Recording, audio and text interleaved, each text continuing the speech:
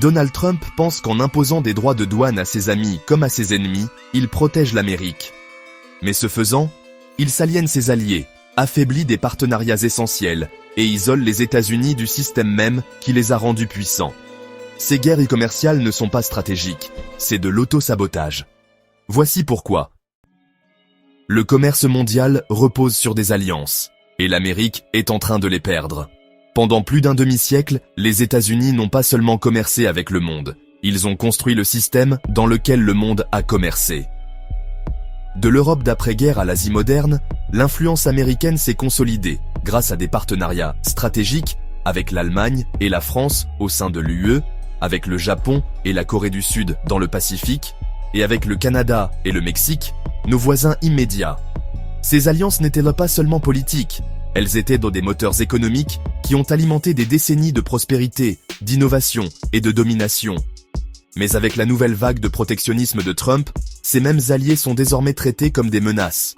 Son obsession pour les tarifs douaniers réciproques transforme des amis en rivaux, sapant des années de confiance et de coopération. Un par un, les partenaires de longue date réévaluent leurs relations avec Washington. L'Europe s'éloigne, l'Asie se couvre. Même le Canada, le voisin le plus proche de l'Amérique et l'un de ses plus importants partenaires commerciaux, cherche à se diversifier.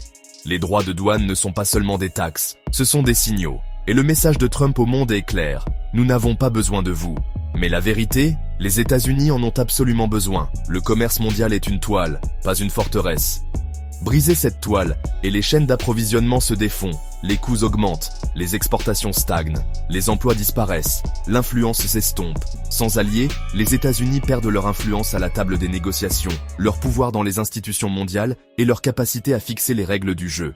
Les guerres commerciales ne rendent pas l'Amérique plus forte, elles la rendent plus seule. Et dans le monde d'aujourd'hui, l'isolement est synonyme de faiblesse. La domination du dollar repose sur la confiance, et cette confiance s'effrite.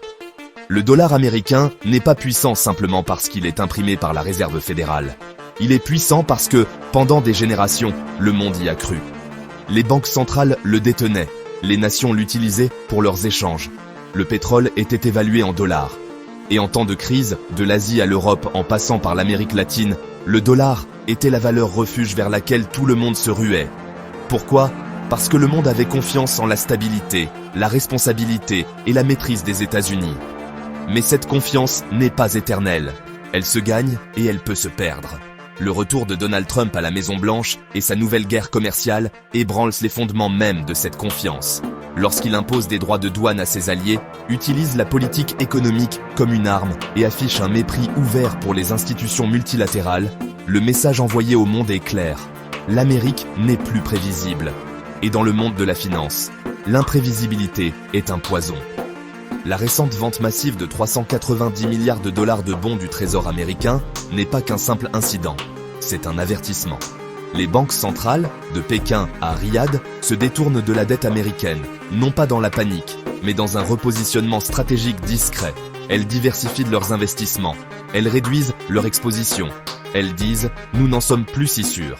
Parce que le pouvoir du dollar dépend d'une chose avant tout, la confiance. Et Trump, dans sa poursuite imprudente du nationalisme économique, la sape rapidement. Aucun pays ne peut intimider le monde et s'attendre à rester son banquier. Si l'Amérique brise la confiance qui sous-tend le dollar, elle risque plus que de simples déficits commerciaux. Elle risque la fin de l'ordre mondial qu'elle a créé. On ne peut pas construire une économie forteresse dans un monde globalisé. Donald Trump aime vendre le rêve d'une Amérique autosuffisante, repliée sur elle-même.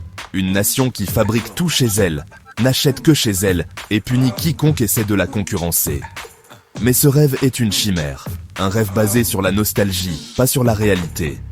Dans l'économie mondiale hyper connectée d'aujourd'hui, aucun pays, pas même une superpuissance, ne peut se débrouiller seul.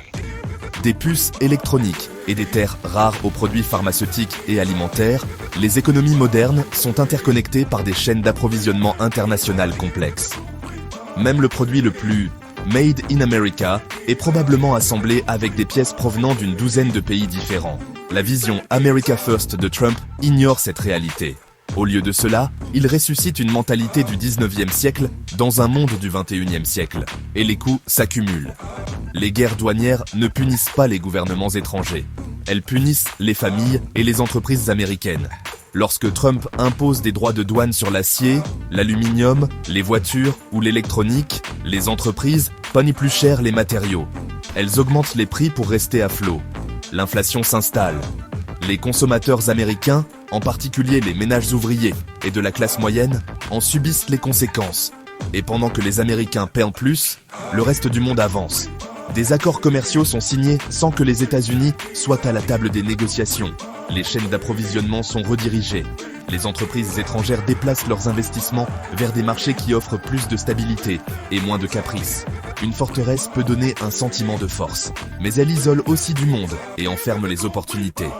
Trump essaie de cloisonner l'économie américaine pendant que le reste du monde construit des ponts. Ce n'est pas de la protection, c'est de la capitulation.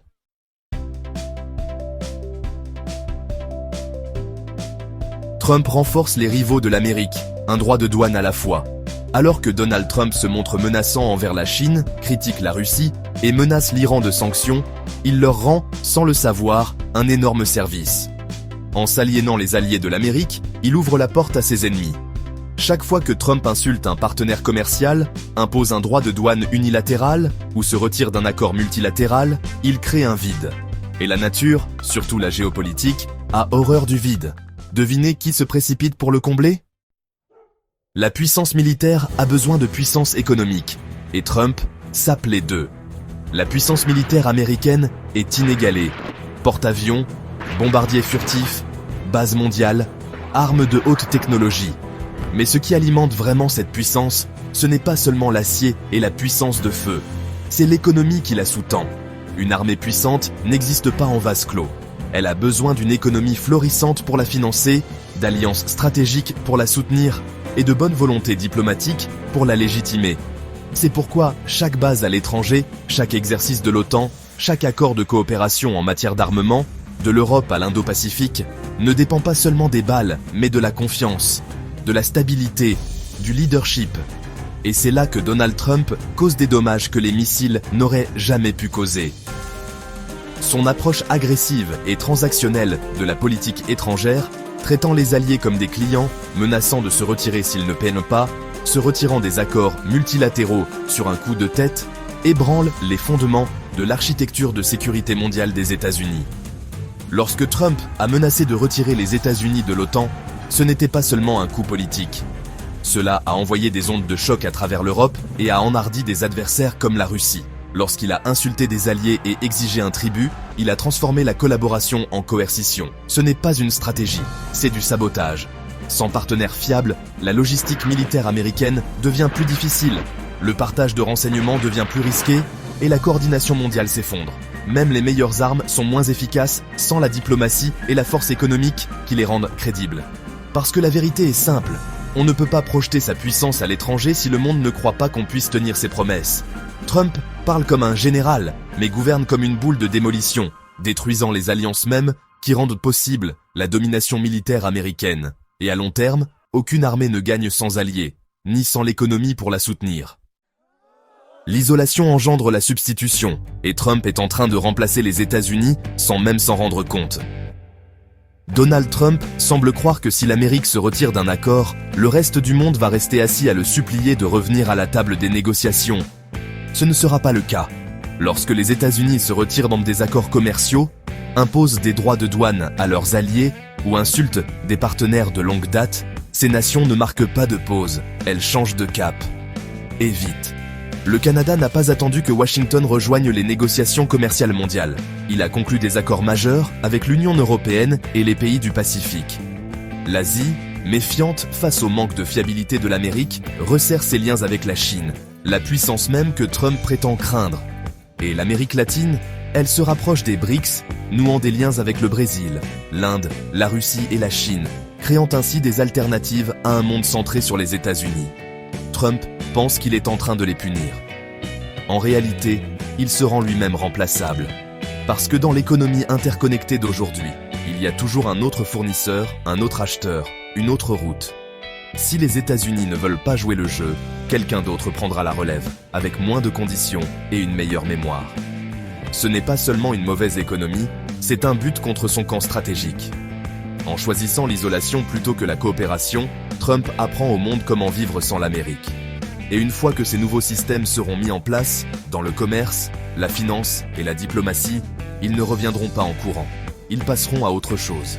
L'influence de l'Amérique est comme la gravité, puissante, mais seulement lorsqu'elle est constante. Coupez-la, et le monde se réoriente. Les alliés amplifient les sanctions. Seules, elles échouent. Les sanctions sont l'un des outils géopolitiques les plus puissants de l'Amérique, non pas parce qu'elles sont imposées, mais parce qu'elles sont appliquées ensemble. Lorsque les États-Unis gèlent des avoirs, coupent les canaux bancaires ou restreignent les échanges commerciaux, cela ne fonctionne que parce que les alliés du monde entier font de même. L'Europe se joint au mouvement, le Japon se joint au mouvement, le Canada, l'Australie, la Corée du Sud, tous s'alignent.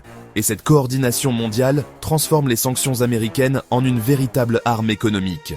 Mais sans alliés, les sanctions ne sont que des menaces vaines. Les droits de douane sont une taxe pour les Américains, quoi que vous dise Trump. Donald Trump adore dire que les droits de douane punissent les autres pays, qu'il leur fait payer, que frapper les produits étrangers d'une taxe est une sorte d'acte patriotique de force. Mais voici la vérité. Les droits de douane ne punissent pas les autres pays. Ils vous punissent, vous. Ce n'est pas la Chine qui les paie, ni le Mexique, ni l'Europe, c'est vous qui les payez à la caisse, les consommateurs américains. Lorsque Trump impose un droit de douane sur l'acier importé, les fabricants américains paient plus cher les matières premières. Ce coût se répercute sur le prix final de votre voiture, de votre machine à laver, de votre réfrigérateur.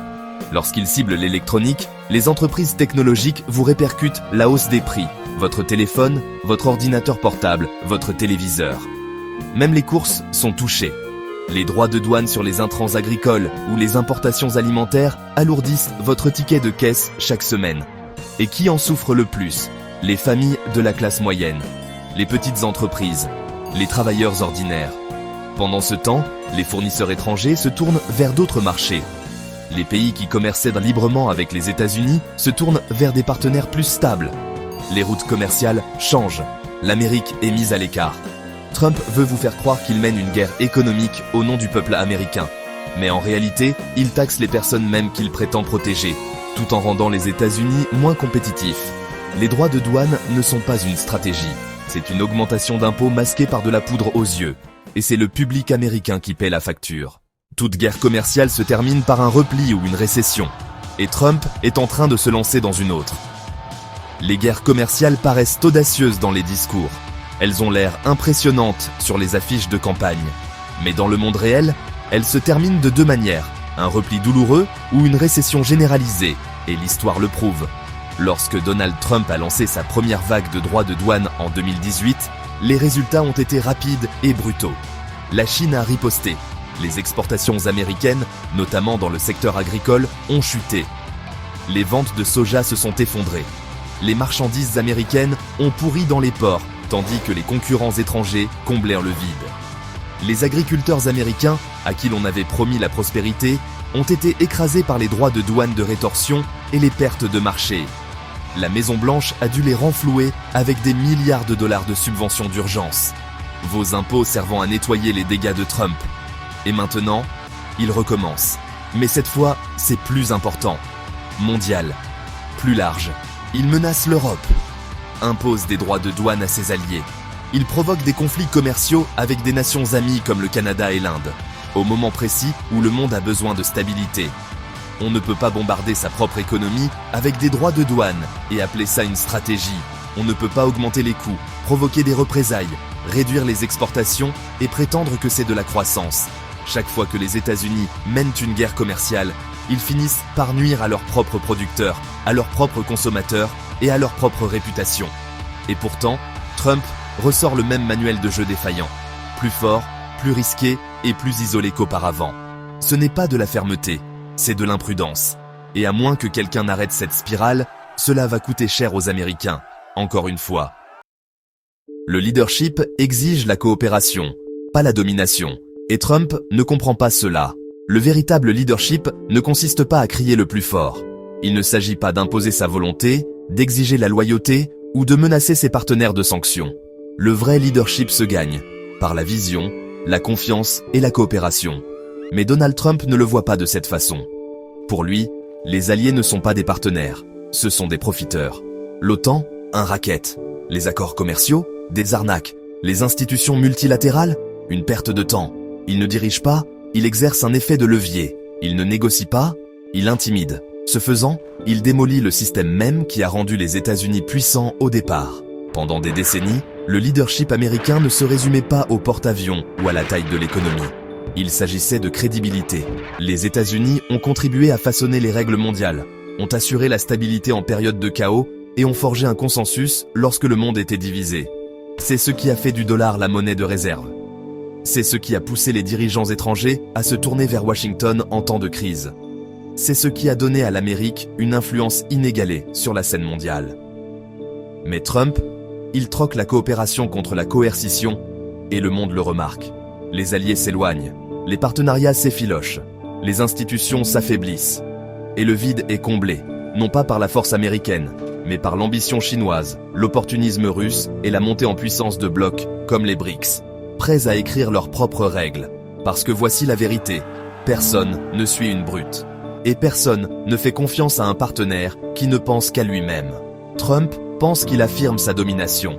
Mais tout ce qu'il fait, c'est isoler les États-Unis, de la communauté même qu'il dirigeait autrefois. Et sans coopération, la puissance américaine ne croît pas. Elle diminue. Trump peut se voir comme un roi, mais les rois ne prospèrent pas dans les démocraties mondiales, et certainement pas dans des marchés interconnectés. Le 21e siècle n'est pas celui des murs et des tarifs douaniers. Il s'agit de réseaux, de coopération et d'influence. Et les États-Unis sont en train de perdre les trois, rapidement. Si Trump continue sur cette voie, ce ne sont pas seulement les alliances de l'Amérique qui sont en danger. C'est l'avenir de l'Amérique.